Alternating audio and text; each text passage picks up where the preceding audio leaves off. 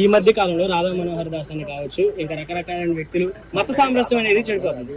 మత సామరస్యం అనేది చెడిపోయి చాలా భయంకరంగా దాడులు జరుగుతున్నాయి. దీని మీద మరి ప్రభుత్వం ఎందుకు బట్టి చర్యలు తీసుకోవట్లేదు? అది క్రైస్తవులు కావచ్చు, హిందువులు కావచ్చు, ఒకళ్ళ విశ్వాసాలను కించపరిచేలాగా బహిరంగంగా జరుగుతున్నా ఎందుకు సామరస్యాన్ని కాపాడాల్సిన బాధ్యత ప్రభుత్వం పైన ఉంది. దాంట్లోనే అధికంగా విశ్వసించేవాడిని, నమ్మేవాడిని నేను. ప్రతి సంవత్సరం కూడా నగరంలో ఉన్న ప్రముఖమైన పాస్టర్స్తో పిలిచి గ్రాండ్ క్రిస్మస్ నేను నా సొంత డబ్బులతో పెట్టుకునే వ్యక్తిని. అలాంటి కార్యక్రమాలు చేస్తాను. లెంట్ సీజన్లోని మా కాశీ నవీన్ గారితో 11 రోజులు ఉపవాసంలో ఉంటాను నేను కూడా. కాబట్టి ఆ మతాన్ని విశ్వసిస్తేనే కదా నేను చేసేవాడిని అవుతాను.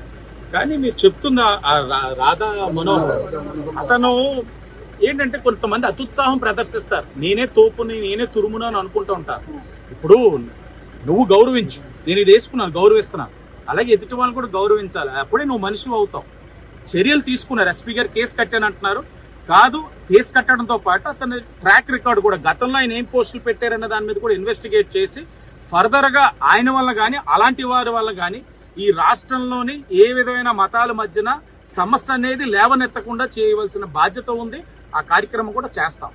నమ్మండి, ఆ కుటుంబానికి ప్రగాఢమైన సానుభూతి తెలియజేస్తాం. అందరు ఎమోషన్ తోటి ఉన్నారు, బాధతో ఉన్నారు. నేను అక్కడి నుంచి వస్తా ఉంటే మండుతా ఉంది, కాలుతా ఉంది. కానీ నేను ఒకటే అనుకున్నాను, లేదు తమ్ముళ్ళతో మాట్లాడాలి, వాళ్ళకి ధైర్యం ఇవ్వాలి. ఇది తప్పించుకొని వెళ్ళే వాళ్ళు ఉంటారు, నేను సమాధానం చెప్పే వెళ్తాను. ఎందుకంటే మన వైపు తప్పు లేనప్పుడు చెప్పాలి. కానీ డిపార్ట్మెంట్ కూడా వెంటనే దీన్ని తీసుకుని దీన్ని నిర్ధారించేస్తే రేపు మనకు కొన్ని ఫైండింగ్స్ వచ్చినప్పుడు తప్పు పడతారు. కాబట్టి క్లియర్ గా ఇన్వెస్టిగేట్ చేసి డిపార్ట్మెంట్ వారు వెరీ ట్రాన్స్పరెంట్ ఇన్వెస్టిగేషన్ చేస్తా ఉన్నారు. క్లియర్ ఇన్వెస్టిగేషన్ అవుతారు. రాజకీయంగా ఎవరు చెయ్యొద్దని విజ్ఞప్తి చేస్తా ఉన్నారు. రాజకీయంగా వద్దు.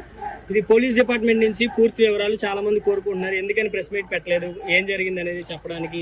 ఇంతవరకు నిన్న యాక్సిడెంట్ అనుకున్నాం, కొన్ని ఫైండింగ్స్ తోటి ఆ సెక్షన్ ఒకటి సస్పీషియస్ డెత్ కింద మళ్ళీ కట్టారు.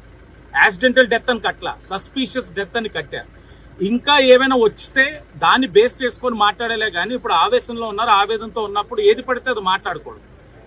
ఒక గౌరవమైన బాధ్యత కలిగిన ఉన్నతాధికారులు అన్నిటికీ అవగాహన చేసుకొని మాట్లాడాలన్న ఉద్దేశంతో ఎస్పీ గారు టైం తీసుకున్నారు. ఫస్ట్ మనం యాక్సిడెంట్ అనుకున్నాం, తర్వాత ఫైండింగ్స్ చూసి మనకి అనుమానం వచ్చింది.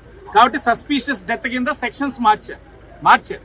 ఇంకా ఏదైనా ఉంటే ఫైండింగ్స్ అన్నిటిని కన్సాలిడేట్ చేసుకొని మాట్లాడాలన్న ఆలోచనతో ఆగారే కానీ వేరే దురుద్దేశం అయితే లేదు. నమ్మండి.